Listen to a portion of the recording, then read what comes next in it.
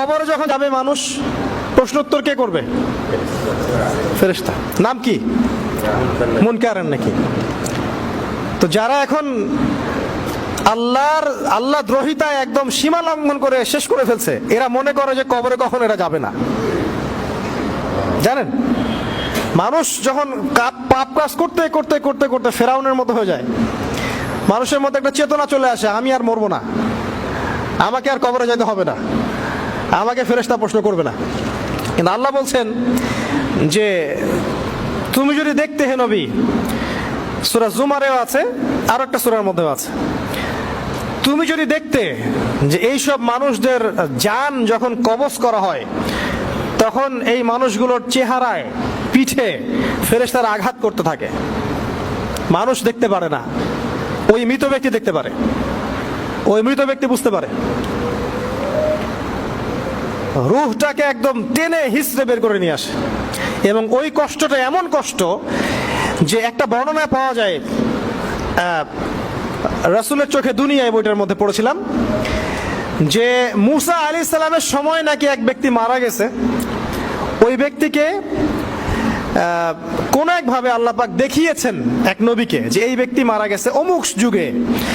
তার সাথে কথোপকথন করেছেন এই নবী, বলেছেন যে তুমি কেমন আছো? সেই ব্যক্তি বলছে আমার মৃত্যুর প্রায় 500 বা 1000 বছর হয়ে গেছে, এখন পর্যন্ত আমার মৃত্যুর যন্ত্রণাই শেষ হয়নি। এখন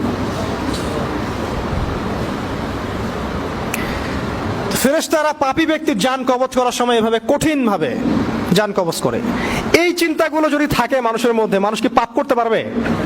বলেন তো একবার। আর যখন নেককার ব্যক্তি রূহ কবজ করা হয়, মনে হয় কলসি থেকে পানি ঢালা হচ্ছে। সুবহানাল্লাহ।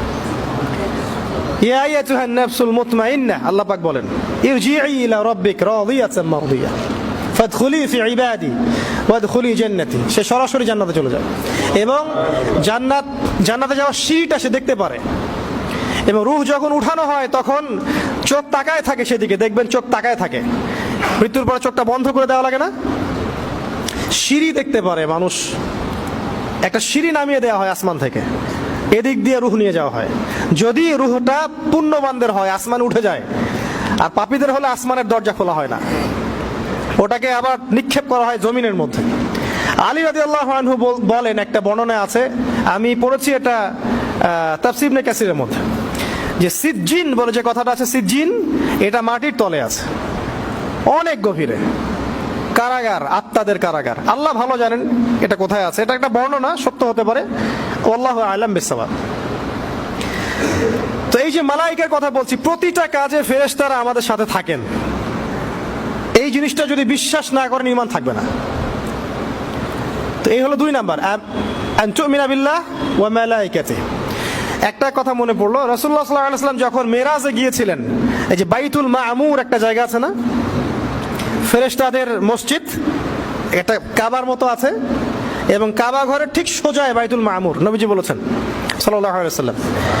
এবং এখানে ফেরেশতারা দৈনিক তাওয়াফ করে, 70,000 করে ফেরেশতা তাওয়াফ করে একসাথে। যারা একবার তাওয়াফ করেছে, দ্বিতীয়বার ওদের সুযোগ হয় না, তারপর আবার নতুন ফেরেশতা। ওয়ামা ইয়ালামু জুনুদা রাব্বিকা ইল্লা হু, আল্লাহ পাক বলেছেন আমার সেনাবাহিনীর সংখ্যা আল্লাহ ছাড়া কেউ জানে না। কত কোটি কোটি কোটি কোটি ফেরেশতা আছে।